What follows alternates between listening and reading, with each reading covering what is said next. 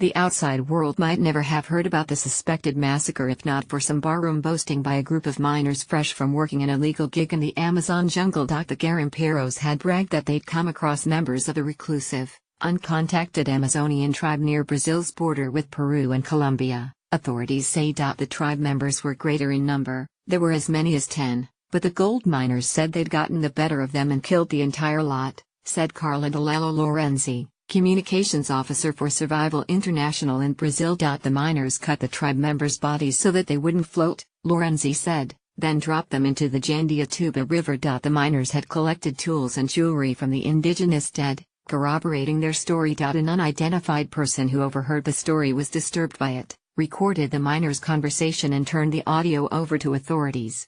They have since launched an investigation into what, if confirmed, would be one of the largest mass murders of uncontacted people in decades. Advocates for stricter protective measures say the suspected massacre is evidence that the Brazilian government isn't doing enough to safeguard the more than 100 vulnerable tribes that have never made contact with the outside world, and have no desire to. If these reports are confirmed, Brazilian President Michel Temer and his government bear a heavy responsibility for this genocidal attack, said Survival International's director, Stephen Corey. Corey said the government has slashed funds for an agency that protects the tribes, leaving them defenseless against thousands of invaders, gold miners, ranchers and loggers, who are desperate to steal and ransack their lands. All these tribes should have had their lands properly recognized and protected years ago. The government's open support for those who want to open up indigenous territories is utterly shameful, and is setting indigenous rights in Brazil back decades. According to the New York Times, the government closed 5 of the 19 bases it uses to monitor uncontacted tribes and prevent incursions by miners and loggers. 3 of the closed bases were in the Javari Valley, home to more uncontacted tribes than anywhere else on Earth. For obvious reasons, little is known about the indigenous group involved in the suspected killings. Locally, Lorenzi said, they're known as flecheros, or the ones who throw arrows, but their language and customs, and how they interact with at least 2 other uncontacted tribes in the immediate area, remain a mystery. But the tribe members are not the only people in that part of the Amazon, Lorenzi said. It is illegal to mine there, but prospectors have brought earth-moving equipment to the area, leaving giant craters that can be seen from the sky.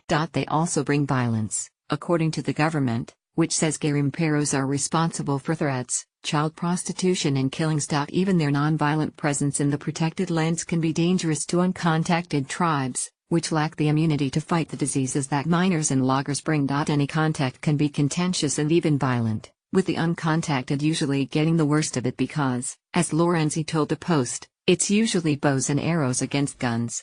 Details about those contacts remain hazy, because they involve 2 groups of people unlikely to speak to authorities. Still, tales of the worst violence sometimes get out. Survival International documented the story of Marissa Yanomami and Leda Yanomami, survivors of the Haxima massacre in 1993. The gold miners killed our brothers and sisters and also killed our father with machetes. Some of them were killed with guns, they told the organization.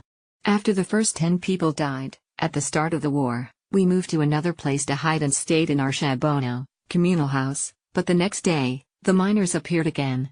In a statement on its website, the Brazilian National Indian Foundation, or FUNAI, said it had prompted the Federal Public Prosecutor's Office to investigate the most recent allegation. The government has also trumpeted its latest operation against incursions on protected lands. In August, it shut down an illegal mining operation. Soldiers destroyed 4 dredging machines and fined mining operators $1 million for environmental crimes. Investigations are tough undertakings.